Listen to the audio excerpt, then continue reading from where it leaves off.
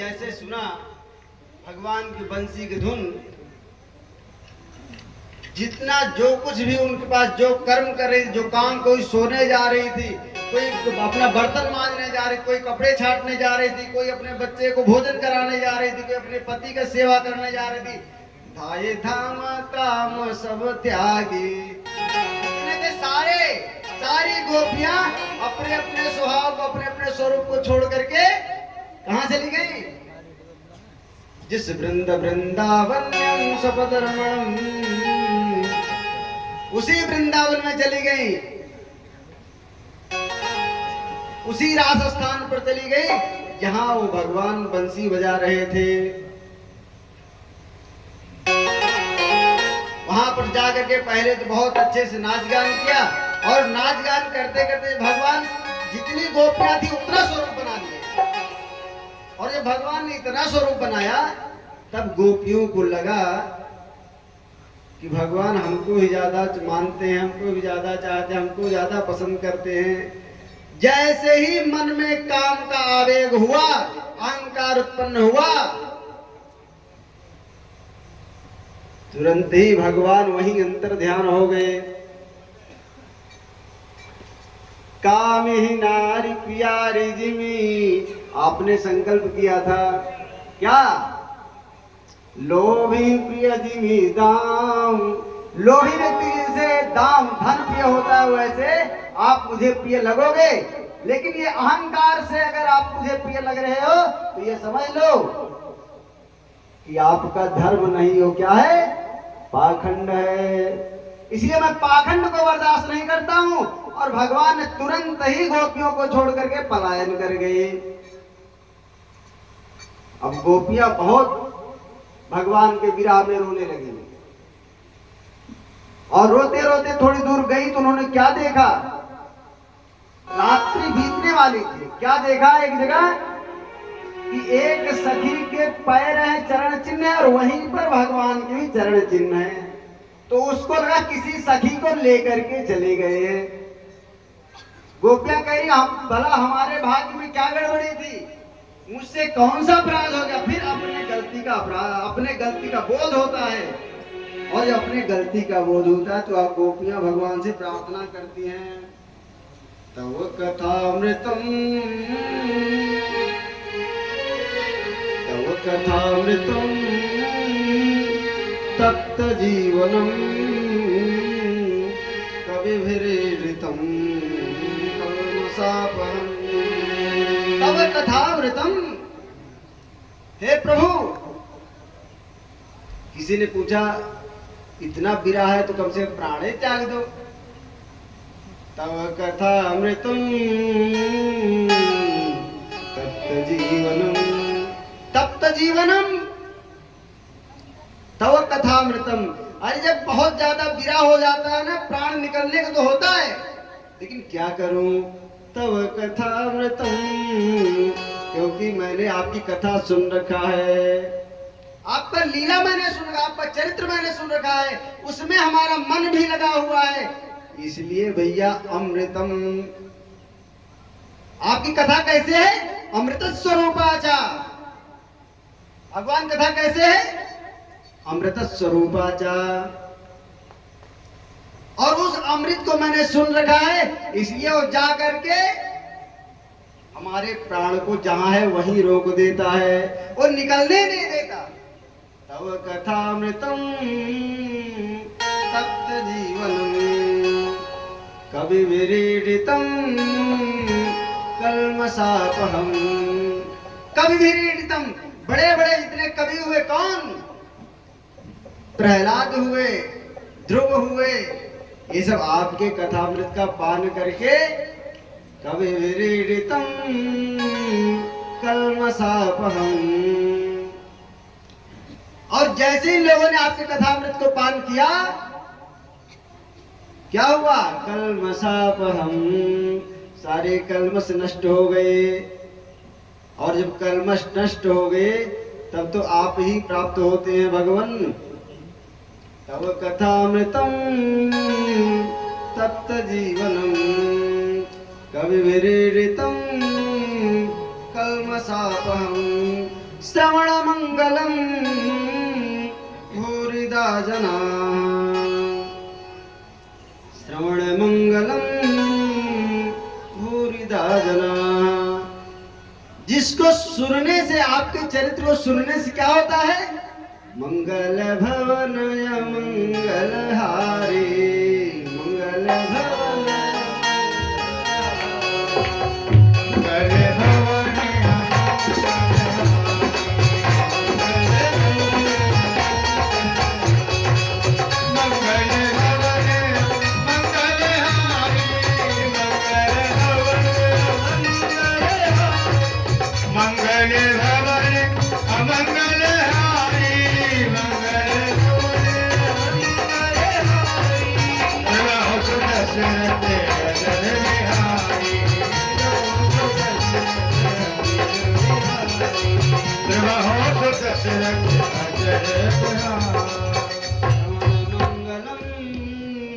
श्रीमदातता। आपकी कथा को सुन श्रवण मंगलम श्रीमदातता। जितना अहंकार है वो सब चला गया गोपियों का। वो विगृणन्ति ते भूरिदा जना, वो विगृणन्ति ते भूरिदा जना। फिर से भगवान गोपियां क्या करने लगी? भगवान का यश गान करने लगी। श्री राम जय राम जय जय राम, श्री राम जय राम जय जय राम, श्री राम जय राम जय जय राम, श्री राम जय राम श्री राम जय राम जय जय राम, बोलो श्री राम जय राम जय जय राम जय जय। जैसे ही भगवान का स्मरण किया, बेवल होकर के तुरंत भगवान प्रकट हो गए। जब भगवान प्रकट हुए तो गोपियों ने सब ने मिलकर के बहुत अच्छे से रास रचाया और सुबह हो गया। फिर भगवान ने कहा आप लोग अपने अपने घर जाइए। टाइम ज्यादा हो रहा है, थोड़ा जल्दी कर रहा हूँ क्योंकि कंसल्ट करना है, नहीं ज्यादा और ज्यादा हो जाए तो हमारे यजमान किसी सब लोग नाराज होने, क्योंकि दूर दूर से जो लोग आते हैं सब परेशान होते हैं रात्रि में। जब गोपियों को भगवान ने कहा कि आप लोग अपने अपने घर जाइए, तब गोपियां क्या उत्तर दे रही हैं? और मैंने शुरू में उत्तर इसका अर्थ कर दिया था, गुरु न सस्यात्। आप लोग अपने अपने घर को छोड़ करके अपने गुरुओं को, अपने पति को, अपने ससुर को, सबको छोड़ करके आई यहाँ, और ये अच्छी बात नहीं है। तो गोपियां कह रही हैं गुरु न सस्यात् स्वजनो न सस्यात्। वही शुरू वाली बात बताया गोपियों ने। अरे मैं ये सब कर किस लिए रही? जो आपको तो प्राप्त करने के लिए कर रही थी। गुरु न सस्यात् स्वजनो न सस्यात्। और हे भगवान, मैं उन सब का त्याग करके आप पास में आए हूँ, और आप अगर मिल गए हैं तो अब हमको कुछ नहीं चाहिए।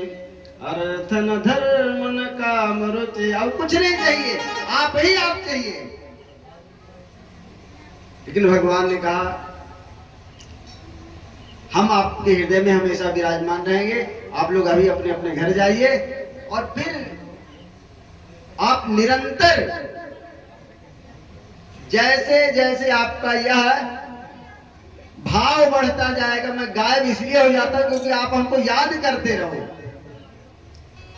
कुंती यही तो कहा विपत्ति, मैं भागता इसलिए हूं क्योंकि आप मुझको याद के, क्योंकि जब मैं ज्यादा देर रहता हूं तब तो कहीं न कहीं से कुछ न कुछ अहंकार, लोभ इत्यादि ये सब आने लगे। क्योंकि निरंतर रहने पर मनुष्य का स्वभाव है, जो कितनी भी अच्छी वस्तु हो, अगर वो निरंतर रहती है तो वो ज्यादा देर तक उसका सम्मान नहीं करता। इसलिए भैया हमारा भी यही हाल है, मैं भाग जाता हूँ। तो आप लोग अपने अपने घर जाए। गोपियां अपने अपने घर चली गई। कुछ दिन बाद सुदर्शन और शंखचूड़ नाम के जो राक्षस आए, भगवान ने उनका उद्धार किया।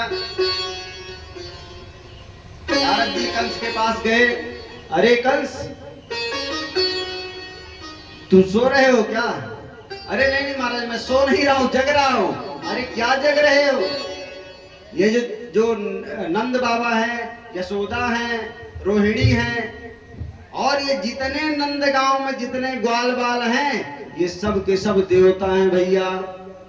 और जो आपने जिनको बंद किया है ना, वसुदेव और देवकी को, ये जो नंद बाबा का छोरा है जिसका आपने बहुत बड़ा नाम सुना है ना, कृष्ण, वो कृष्ण इन्हीं का बेटा है।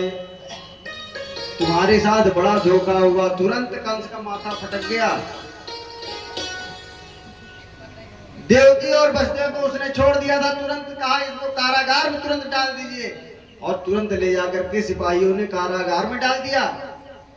और कारागार में जब डाला तो तुरंत ही उग्रसेन जी कंस के पिता मना करने लगे कि बेटा बिना जाने अपराध नहीं करना। अरे नहीं नहीं, मुझे नारद जी बता करके गए हैं और आप लोग हमारे साथ धोखा कर रहे हो। उग्रसेन अपने पिता को भी जो है उसी कारागार में डाल दिया। जब व्यक्ति के ऊपर अधर्म चढ़ जाता है तब यही हाल होता है। न गुरु को देखता है, न माता को देखता है, न पिता को देखता है। सब में वह सिर्फ क्या देखता है? उसका धन देखता है, अपना स्वार्थ देखता है।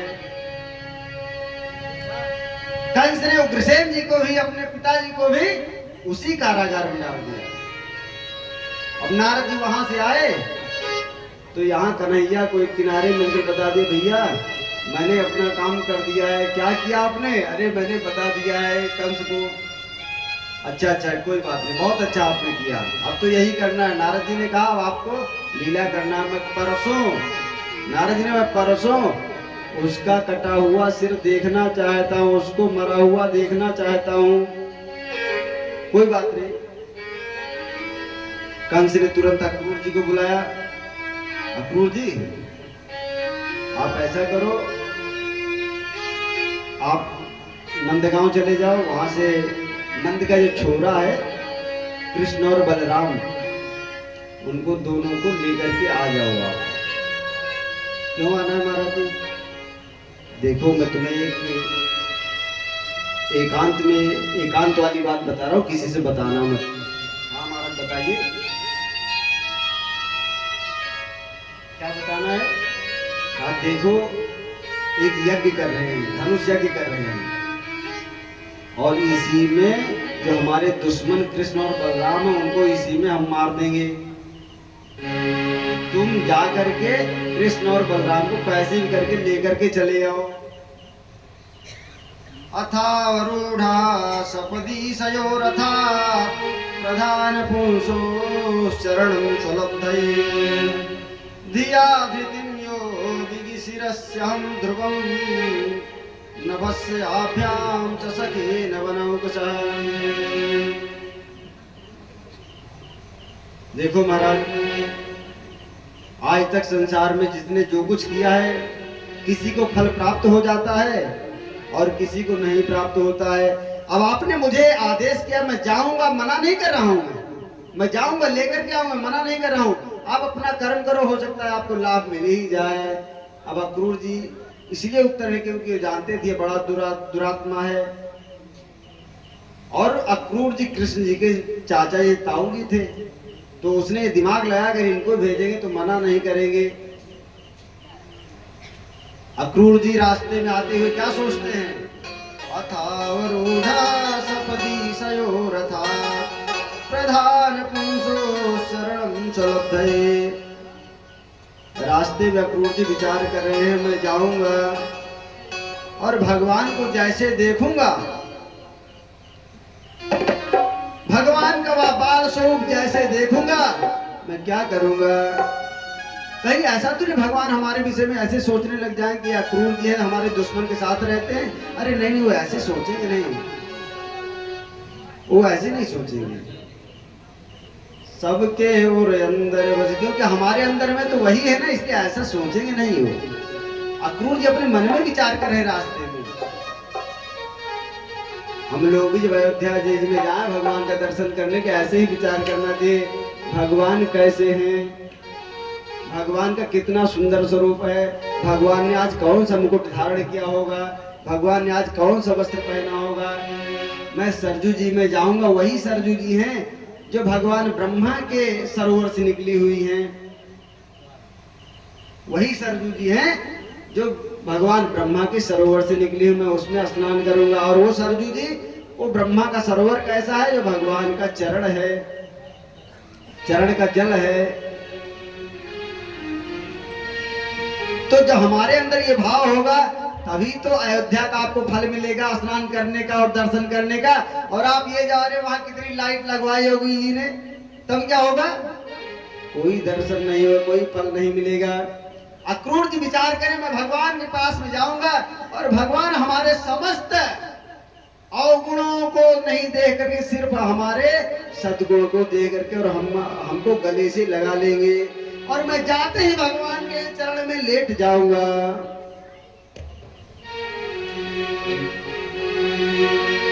वसुदेव सुतम देवम वसुदेव सुतम देवम। जैसे ही भगवान मुझे दिखाई पड़ेंगे मैं जाकर के भगवान के सामने लेट जाऊंगा, प्रणाम करूंगा।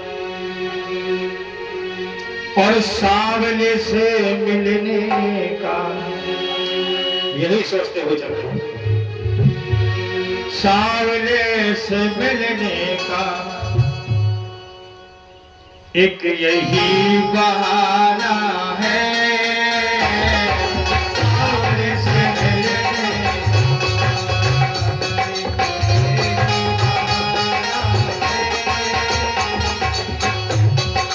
बेशक कंस ने भेजा है, लेकिन एक बहाना, सावले से मिलने का एक यही बहाना है।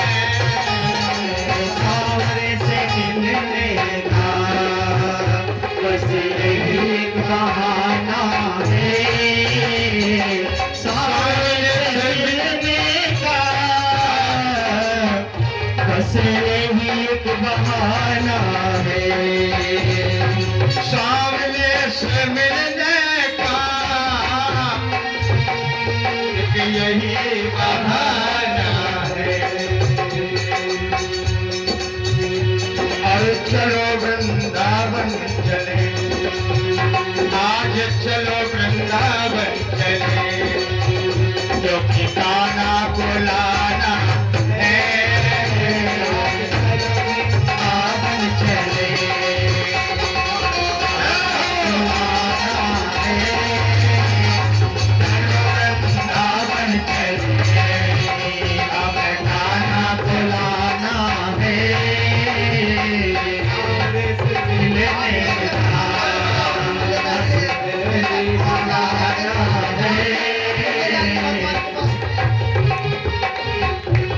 सोचते जाते हैं कि बड़े दयालु है, इन्होंने लाखों पर कृपा की है, तो क्या मुझ पर नहीं करेंगे।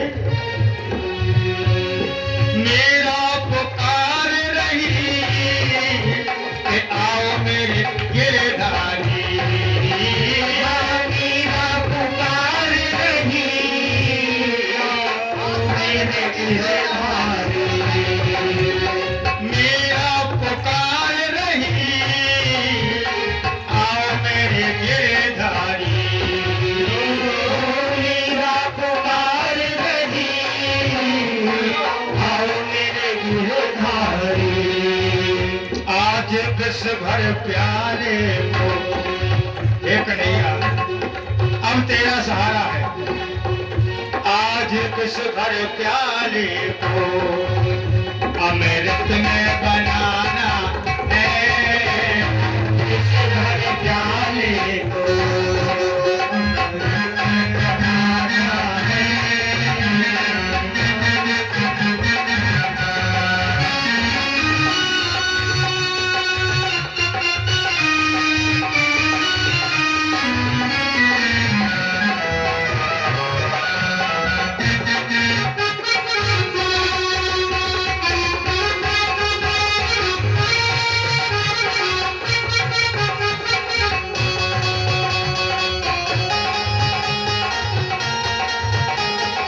चलो वृंदावन चले, हमें कान्हा को लाना है, चलो वृंदावन चले, हमें कान्हा को लाना है, चलो वृंदावन चले, हमें कान्हा को लाना है, चलो वृंदावन चले, हमें कान्हा को लाना है, चलो वृंदावन चले, हमें कान्हा को लाना है।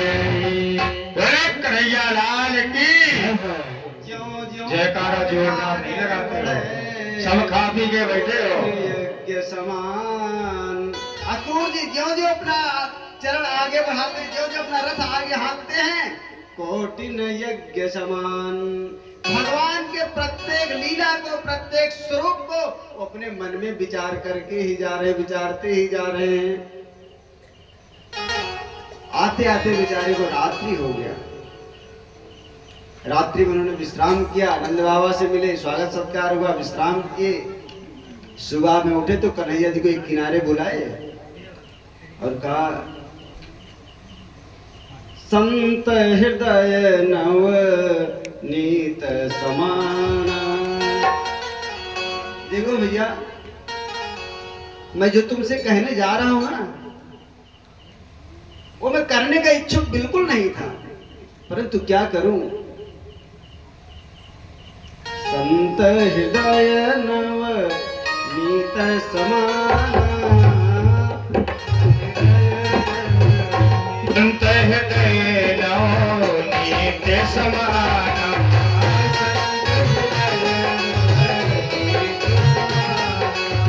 संत हृदय नवनीत समाना,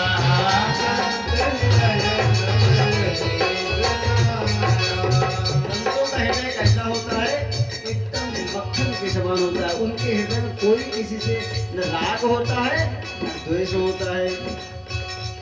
कंस ने हमको आदेश किया है। क्या किया है आदेश? क्या आदेश किया है चाचा जी बताइए। देखो किसी से कहना मत। हाँ हाँ बताइए। आपको मारने के लिए कंस ने प्लान बनाया हुआ है और उसने मुझे भेजा है कि किसी युक्ति से आपको लेकर। अरे तुरंत भगवान हंसने लगे, तुरंत भगवान हंसने लगे। अक्रूर जी के बेचारे के कहते हुए उनके आंखों से जल बहने लगा। उनके आंखें निर्मल, उनके आंखों से जल बहने लगा, आंसू गिरने लगे और तुरंत ही भगवान ने उनको गले से लगा लिया। अरे चाचा, आप तो मुझे जानते हो ना।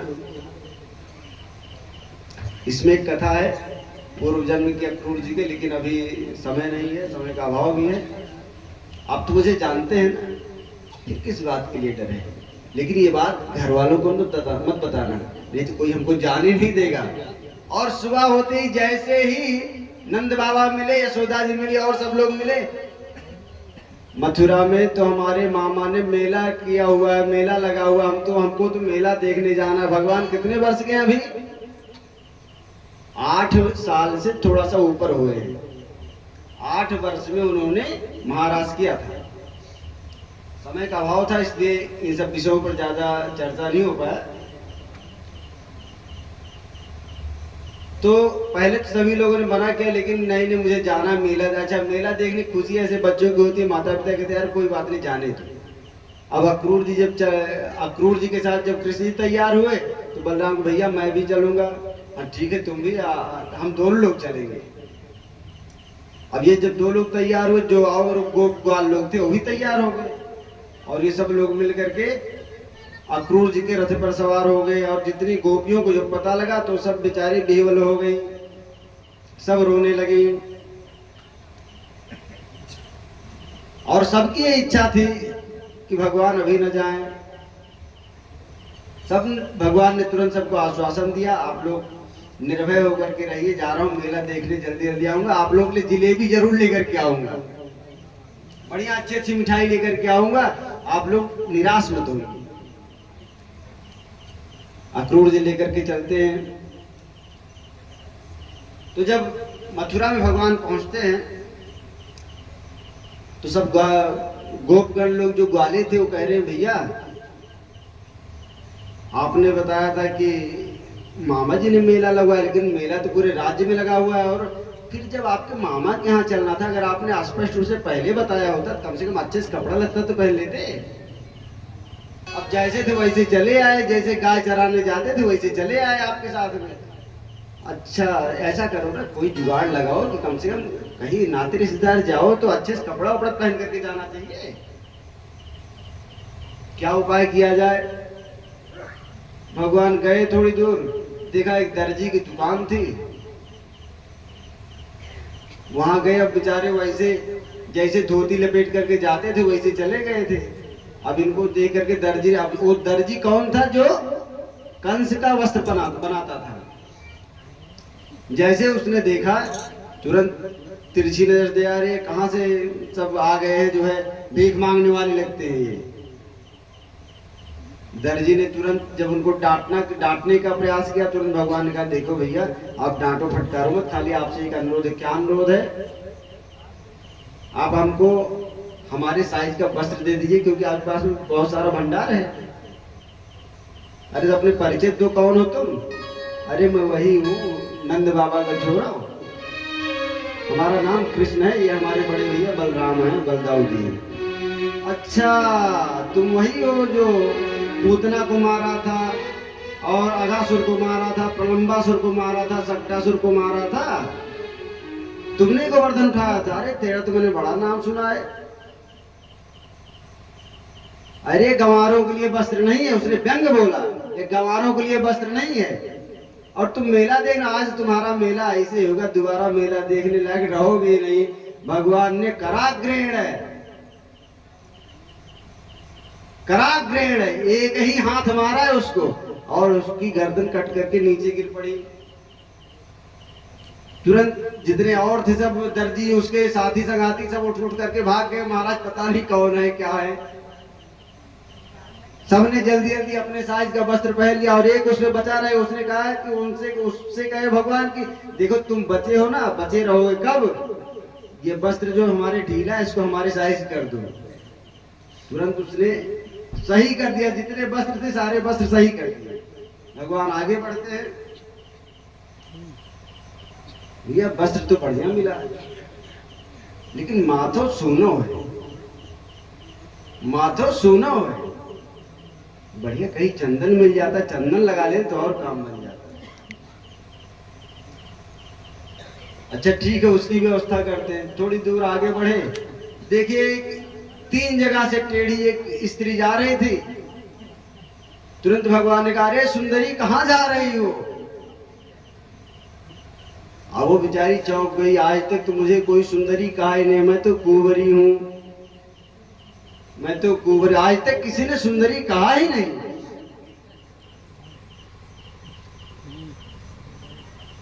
जैसे उसने इतना सुना, तुरंत उसने पीछे मुड़ करके देखा, और देखते ही, क्योंकि सुंदरी शब्द सुन करके उसके मन में प्रेम का उद्वेग हो गया।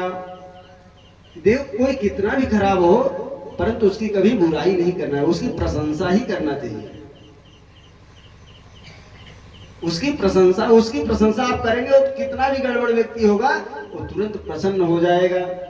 और उसी प्रसन्न मन से कुंवरी ने जैसे ही देखा पीछे, अरे आप वही हैं बालकृष्ण जिसका मैंने बहुत नाम सुना? हाँ मैं वही हूँ। क्या करना, हमसे क्या काम है आपका? और आज तक किसी ने मुझे सुंदरी नहीं कहा। अरे आप इतनी सुंदर हो, आपके शरीर में कोई कमी थोड़ी ना है। अरे कहाँ, मैं 3 जगह से टेढ़ी हूँ, आपको मैं सुंदर दिखाई दे रही हूँ? अरे हमारे लिए तो सभी सुंदर हैं, मैंने तो पहले ही कहा है कि इस वस्त्र से हमारा कोई काम नहीं है। अच्छा क्या चाहिए हमसे आपको? ये देखो हमारा माथा सुना ना, इसी में तिलक कर दो। कस्तूरी तिलकम ललाट पटले वक्षस्थले कौस्तुभम नासाग्रे वरमौक्तिकम करतले वेणुकरे कंकणम सर्वांगे हरिचंदनम सुललितम कंठे चमुक्तावली गोपस्त्री परिवेष्टितो विजयते गोपाल चूड़ामणि। जैसे कुंवरी ने अपने चंदन को निकाला हाथ पर घिसने के लिए, जितनी देर उसने हाथ में घिसा भगवान के स्वरूप कस्तूरी तिलकम ललाट पटले, जिसके मस्तक पर मुझे तिलक लगाना है वो कैसा है?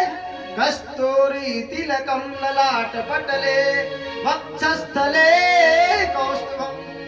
ओ भगवान, ये सामने जो खड़ा है ग्वाला, उसको नहीं दिखाई दिया? उसको कौन दिखाई दे रहा है? कौस्तुभ मणि वाला ग्वाला दिखाई दे रहा, गोलोक वाला ग्वाला। वो कैसा है? सशंख चक्रम वंशे विभूषित करान नवनीरदाभात एकांबरात करुणबिंब फलारोषात् पूर्णेन्दु सुंदर मुखादर विंद नेत्रा। वो कैसा है? बंसी भूषित करान। वो गोलोक वाले कृष्ण को दिखाई दे रहे कुब्जा जी को। तुरंत ही कुब्जा ने भगवान के माथे में तिलक किया और जितने ग्वाले सबके माथे में तिलक कर दिया। अब जितने ग्वाले उन्होंने कहा कि ये बताओ भैया कन्हैया, हम लोगों का स्वभाव क्या है? भगवान का स्वभाव कैसे है? पहले तो किसी से कुछ लेते नहीं हैं, और अगर किसी से कुछ ले लेते तो उसका 10 गुना देते हैं। क्या देना चाहिए? दान कैसे करना चाहिए? तेरी माया का न पाया कोई पार की लीला तेरी तू ही जाने। तेरी माया का न पाया कोई पार की लीला तेरी तू ही जाने। तेरी माया कर पाया कोई पार की लीला तेरी तू ही जाने। अरे तू ही जाने ओ श्यामा, तू ही जाने।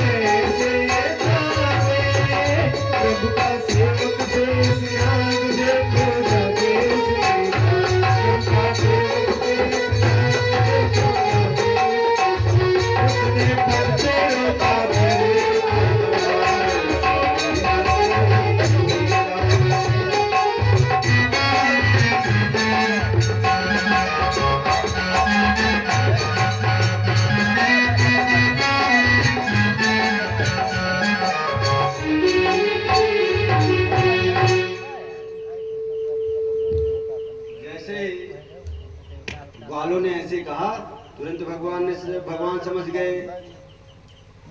अच्छा ठीक, हम दे रहे हैं। क्या दे रहे हैं? देखो देवी, ऐसा है, आप यहीं ऐसे खड़े हो जाओ। अपने पैर के अंगूठे से भगवान ने उसके पैर के अंगूठे को दबाया और यहीं पर हाथ लगा करके और खूब तेज से ऐसे घुमास दिया ऊपर को। उसके जितने ग्रंथियां थी वो सारी ग्रंथियां टूट गई और विश्व सुंदरी बन गई। वो विश्व सुंदरी बन गई।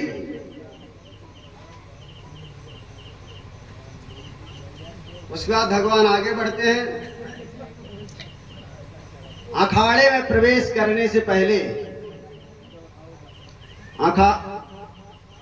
अखाड़े में प्रवेश करने से पहले कुवलया पेड़ के नाम का हाथी मिलता है।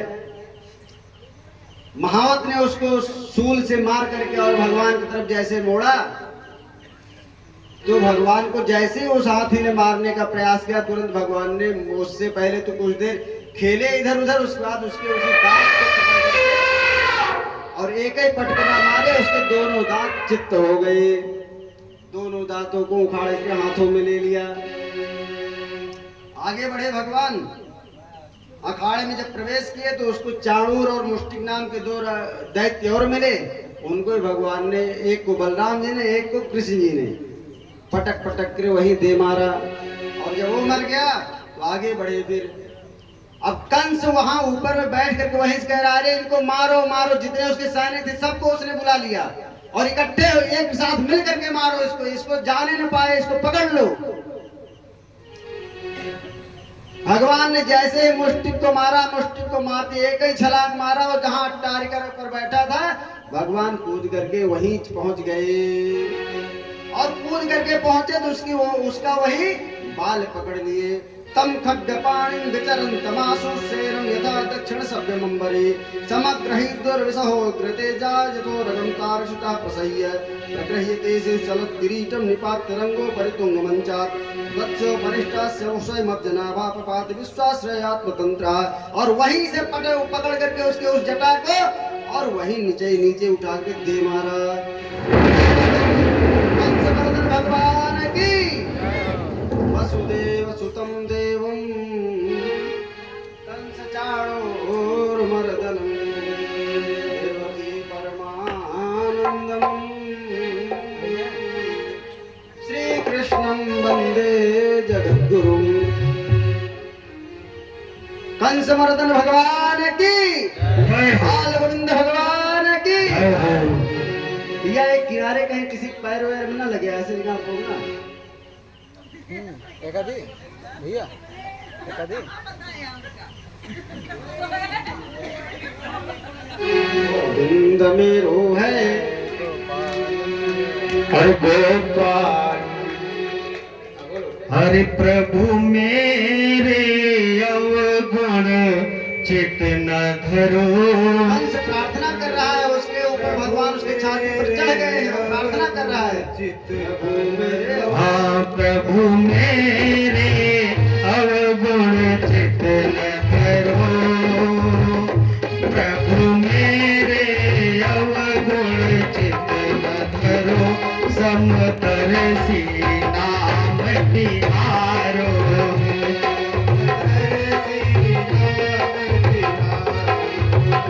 चाहे तो परिवार करो, चाहे तो परिवार करो,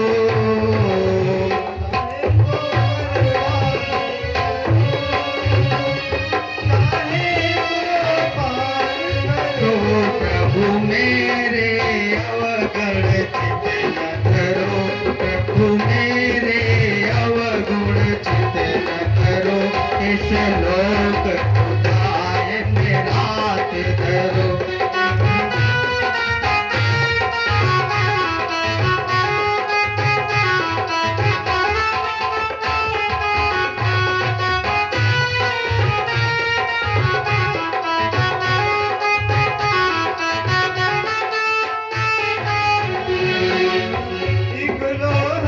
पूजा मेरा कठिन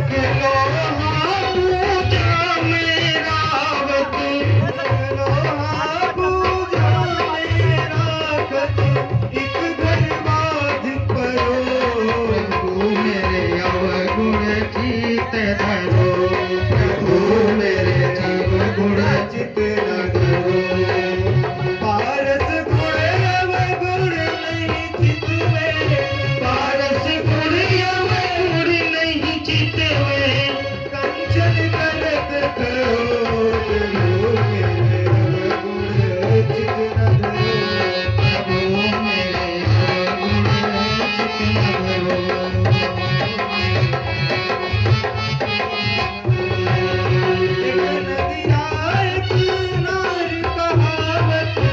एक नदिया किनार कहावत एक नदिया किनार कहावत नदिया किनार कहावत पलरी नीर भरो प्रभु मेरे अवगुण चित न धरो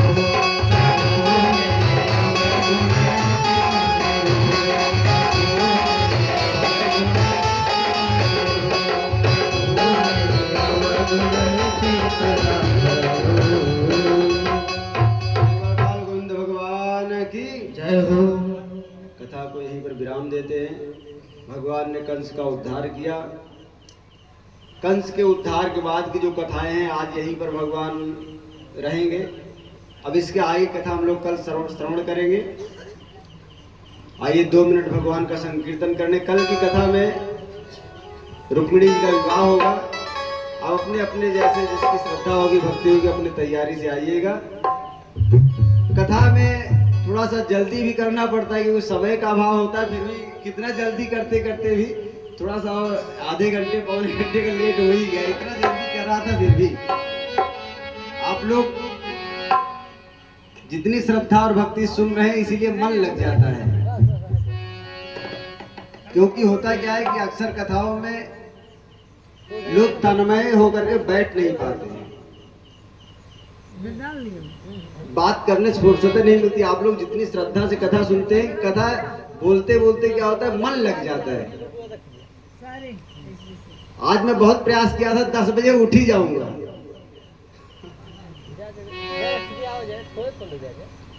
गोविंद मेरो है गोविंद हरे